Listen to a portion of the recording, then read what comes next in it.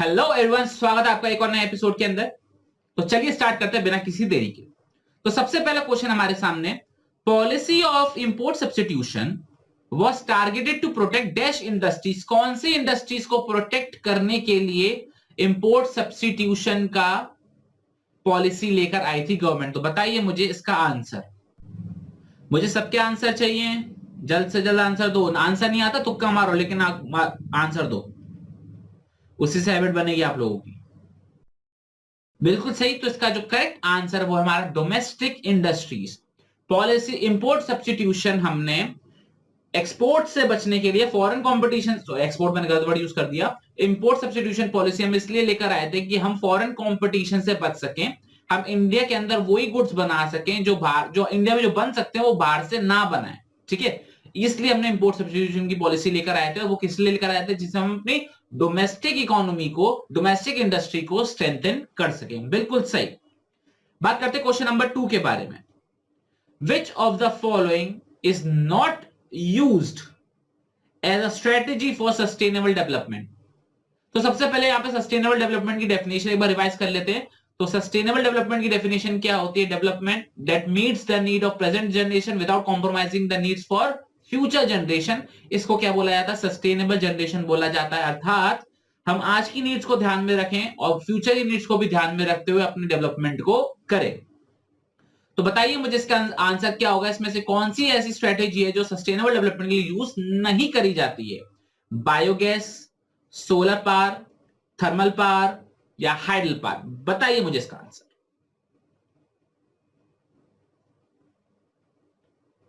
Line से सबके सही आंसर आए मेरे पास। इसका जो करेक्ट आंसर है वो है यूज ऑफ थर्मल पावर। ऐसा क्यों? अच्छा मुझे ये बताओ, थर्मल पावर की वजह से कौन कौन सी मेजर गैसेस हैं जो रिलीज होती हैं? बताइए मुझे इसका आंसर। क्वेश्चन ये भी, आंसर ये बिल्कुल सही आपका, यूज ऑफ थर्मल पावर। तो थर्मल पावर की वजह से मेजर कौन कौन सी ऐसी गैसेस हैं जो रिलीज होती है? मेजर एक गैस ही बता दो, सबसे इंपॉर्टेंट गैस जो सबसे ज्यादा पॉल्यूशन क्रिएट करती है। बताइए मुझे इसका आंसर। बिल्कुल सही आंसर। इसका जो करेक्ट आंसर है वो जो मैंने एक पूछा है वो है कार्बन डाइऑक्साइड। ठीक है, और ये स्ट्रेटेजीज हमारे कोर्स का पार्ट है, सस्टेनेबल डेवलपमेंट हमारे कोर्स का पार्ट है। बिल्कुल सही। थर्ड क्वेश्चन बहुत ही सिंपल और बहुत ही कॉमन क्वेश्चन है। Maternal mortality rate is high in dash, China oblique Pakistan. मुझे तो लगता ही नहीं था ये क्वेश्चन मुझे आपसे पूछना चाहिए, बट एक्चुअल में एक बात बताऊं, ये बोर्ड का क्वेश्चन है। सीरियसली, मतलब बोर्ड में आप देख सकते हो कितना इजी क्वेश्चन भी आपसे पूछे जा सकते हैं। बिल्कुल सही आंसर ऋषिका, बिल्कुल सही आंसर पिता, बिल्कुल सही, बिल्कुल सही, बिल्कुल सही। तो इसका जो करेक्ट आंसर है वो है पाकिस्तान। ये चीज क्लियर हो गया। अच्छा चलो मुझे एक सवाल बताओ, इंडिया और पाकिस्तान में किसकी मैटरनल मोर्टेलिटी रेट ज्यादा है? इंडिया और पाकिस्तान में अगर कंपेयर किया जाए तो किस में मैटरनल मोर्टेलिटी रेट ज्यादा है? बताइए मुझे इसका आंसर। बिल्कुल सही आंसर, पाकिस्तान बहुत गया गुजरा है। ठीक है, बिल्कुल सही आंसर इसका। अच्छा देखो, कभी आपको याद रखना हो ना, इंडिया पाकिस्तान में पाकिस्तान किस चीज में ज्यादा है, तो बस दो चीजों में ज्यादा है। एक इंप्रूव्ड सैनिटेशन में और दूसरा पॉवर्टी लाइन में। बस उस एनसीईआरटी की स्टेट के हिसाब से पॉवर्टी में और इंप्रूव सैनिटेशन में ज्यादा पाकिस्तान, बाकी सब में इंडिया से वो कम है। बस दो चीजें याद कर लो, बाकी सब कुछ ऑटोमेटिकली याद हो जाएंगी। ठीक है, question number 4। If a construction site manager hires 2 workers on daily wages basis, कितने workers? 2 workers on daily wages basis, which is a situation, such a situation is covered under dash sector, formal sector और informal sector. तो बताइए, चलो answer बताने से पहले चलो पहले आंसर बता दो, उसके बाद हम फॉर्मल और इनफॉर्मल की डेफिनेशन को एक बार रिवाइज करेंगे।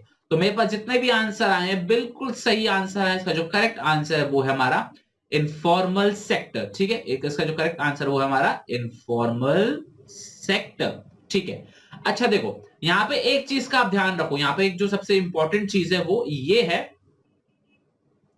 कि फॉर्मल सेक्टर की डेफिनेशन क्या है और इनफॉर्मल सेक्टर की डेफिनेशन क्या है। देखो फॉर्मल सेक्टर की डेफिनेशन बड़ी सी सिंपल है, ऑल पब्लिक सेक्टर, पूरा public sector plus private sector which hires 10 और मोर, मतलब पूरा पब्लिक पूरा पब्लिक प्लस प्राइवेट में 10 या 10 से ज्यादा अगर हो तो वो फॉर्मल सेक्टर का पार्ट बनता है, और 10 से नीचे अगर हैं, 9 तक हैं प्राइवेट इंस्टीट्यूशन में, तो वो क्या कहलाएगा? बिल्कुल सही, इनफॉर्मल सेक्टर कहलाएगा। आई होप ये चीज क्लियर हो गई होगी आपको। मैं एक बार आपको लिखकर बता देता हूं, आपको अच्छे से समझ में आ जाएगा। जो हमारा जो फॉर्मल सेक्टर है, आई होप आपको स्क्रीन पे विजिबल हो रहा हो। फॉर्मल सेक्टर के अंदर क्या होता है? पूरा पब्लिक सेक्टर आ जाता है। पब्लिक सेक्टर में कितने हैं क्या नहीं है उससे हमें कोई मतलब नहीं है, पूरा पब्लिक सेक्टर, ठीक है। और प्राइवेट में 10 और मोर, ठीक है, राइटिंग को थोड़ा ध्यान देना, 10 और मोर। और इनफॉर्मल के अंदर सिर्फ अप टू 9, ठीक है, 9 तक अगर है तो ये इनफॉर्मल है, बाकी सब फॉर्मल का पार्ट बन जाएगा। आई होप ये चीज आपको क्लियर हो गई होगी। चलो ओके, आगे बढ़ते हैं।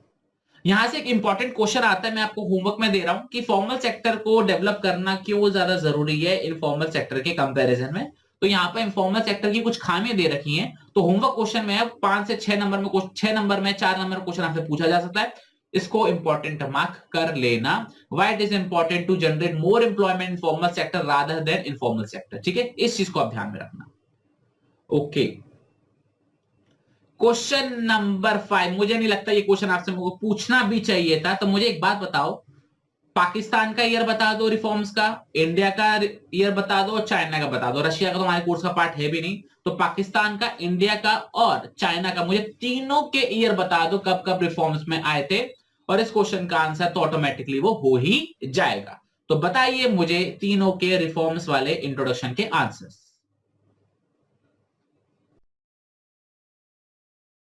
बिल्कुल सही आंसर आते हो मेरे पास। इसका जो करेक्ट आंसर है 1991 में किसका आया था? इंडिया के रिफॉर्म्स आए थे, ठीक है, 1991 में इंडिया के रिफॉर्म्स आए थे। पाकिस्तान के आए थे हमारे 1988 में, और चाइना के आए थे हमारे 1978 में। ये एग्जैक्ट ईयर्स हैं जो कि आपको याद रखने हैं, ठीक है। मैं क्या बोला? ये एग्जैक्टली ईयर्स हैं जो आपको याद रखने हैं।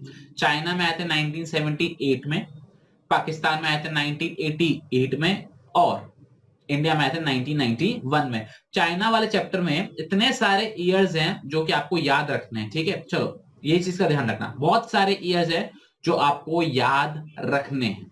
चलिए अब बात करते हैं क्वेश्चन नंबर 6 की। बड़ा ही सिंपल क्वेश्चन है, जरा डिस्कस करते हैं। Greater proportion of women workers are found in dash areas as a component of Indian workforce. तो बताइए विमेन कहां ज्यादा काम करती हैं, शहरी क्षेत्र में या ग्रामीण क्षेत्र में, रूरल एरिया और अर्बन एरिया। तो बताइए मुझे इस छोटे से क्वेश्चन का आंसर, और सभी का आंसर एक ही सुर में आता हुआ मेरे पास, दैट इज ग्रामीण क्षेत्र, मतलब रूरल एरियाज। बिल्कुल सही जवाब, ठीक है। अच्छा ध्यान रखना, इस चैप्टर से ना छोटे छोटे क्वेश्चन 1 नंबर के बहुत सारे बन सकते हैं। जैसे फॉर एग्जांपल गांव के अंदर लोग सेल्फ एम्प्लॉयमेंट में क्यों ज्यादा होते हैं, और शहरों में लोग कैजुअल या फिर रेगुलर सैलरी में क्यों ज्यादा होते हैं, ठीक है। सॉरी, क्वेश्चन क्या था? गांव में लोग सेल्फ एम्प्लॉयमेंट कैजुअल क्यों ज्यादा होते हैं और शहरों में रेगुलर सैलरीड एम्प्लॉयड क्यों ज्यादा होते हैं, ठीक है। तो ऐसे क्वेश्चन भी बन सकते हैं, आपको याद रखना है। अच्छा एक क्वेश्चन ये भी आया था, why women are not working, ठीक है, why there is a less proportion of women working in both rural area and urban area. तो ऐसे क्वेश्चन भी आपसे पूछे जा सकते हैं, 1 मार्क में क्वेश्चन आ सकते हैं। तो आप इस चीज को रीड कर लीजिएगा एक बार बहुत प्रॉपरली तरीके से। और यहाँ पे जो वर्कर की डेफिनेशन है उसको प्रॉपर अच्छे से याद रखना। क्यों? क्योंकि यहाँ पर 1 नंबर में क्वेश्चन बन सकता है, आपको कुछ ऑप्शन दे दिए जाएंगे और आपसे पूछा जाएगा बताइए इसके अंदर वर्कर कौन है। Choose the odd one out. अगर आपको याद हो थीफ, बर्गर और हमारा जो बेगर है, आपने ऐसे क्वेश्चन आपने एनसीईआरटी के बैक क्वेश्चंस में देखे होंगे। तो इस तरीके के क्वेश्चंस आ सकते हैं। नयन जितना मेरे लिए पॉसिबल हो पाता है मैं सारा शेयर कर देता हूं ऑलरेडी टेलीग्राम ग्रुप के ऊपर, ठीक है। ओके चलिए अब बात करते हैं क्वेश्चन नंबर 7 की।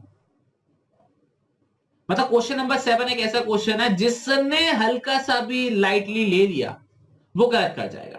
हल्का सा भी लाइटली ले लिया तो वो गलत कर जाएगा। क्यों? फिगर्स एक जैसी दिखती है पर एक जैसी है नहीं। GATT GATT was established in 1923 with 48 members countries। तो बताइए मुझे इसका आंसर ट्रू है या कि फॉल्स है, बताइए मुझे इसका आंसर।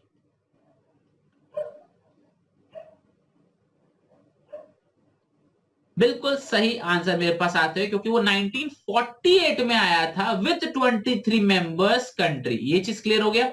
अच्छा, GATT की फुल फॉर्म बताई जाए मेरे को अभी के अभी, बताइए मुझे इसका आंसर। GATT की फुल फॉर्म क्या है?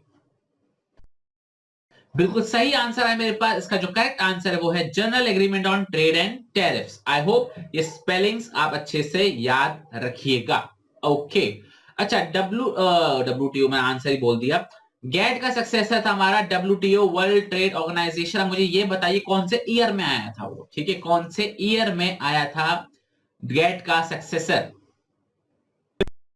बिल्कुल सही आंसर सबके। इसका जो करेक्ट आंसर है वो है 1995। 1995 के अंदर WTO आया था, या ये कह लो WTO ने सक्सीड किया था किस चीज को? GATT, general agreement on trade and tariffs को। ठीक है, चलो इसी से रिलेटेड टॉपिक है हमारा आउटसोर्सिंग। ठीक है, WTO के जो हमारा WTO के साथ में टॉपिक था हमारा LPG चैप्टर में आउटसोर्सिंग।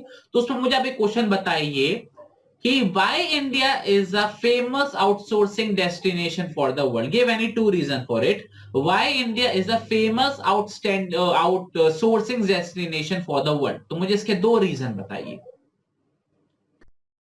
बिल्कुल सही आंसर है मेरे पास। आउटसोर्सिंग के लिए इंडिया एक बहुत फेमस डेस्टिनेशन क्यों है? सबसे पहले लो वेज रेट, दूसरा IT इंफ्रास्ट्रक्चर, तीसरा स्किल्ड मैन पावर। ठीक है, ये सारे रिसोर्सेज हमारे, ठीक है, जो कि आउटसोर्सिंग डेस्टिनेशन बनाते हैं इंडिया को वर्ल्ड की। चलिए आगे बढ़ते हैं। अगला क्वेश्चन तो मतलब मान के चलो, मैं इतना सिंपल क्वेश्चन आज मेरे को लगता नहीं है कि हमारी जो शीट है वो बहुत ही सिंपल बनाई है। तो मेरे को ये बताइए GLF की फुल फॉर्म क्या है? ठीक है, GLF की फुल फॉर्म बता दो और मुझे GLF का ईयर बता दो, दोनों चीजें बता दो। ठीक है, GLF की फुल फॉर्म और GLF का ईयर दोनों बता दो मेरे को। चलिए आंसर तो सबके सही आ गया। इसका जो ग्रेट आंसर है ग्रेट लीप फॉरवर्ड है, बिल्कुल सही। अब मुझे इसका ईयर भी बताया जाए। बिल्कुल सही आंसर। इसका जो करेक्ट आंसर है वो है 1958। ठीक है, चलो क्वेश्चन नंबर 9 पर हम बाद में जाएंगे, पहले हम क्वेश्चन नंबर 10 करने वाले हैं। Define the term public goods. बताइए मुझे इसका आंसर, पब्लिक गुड्स क्या होते हैं? वीडियो को करें पॉज और मुझे आंसर लिख के बताइए।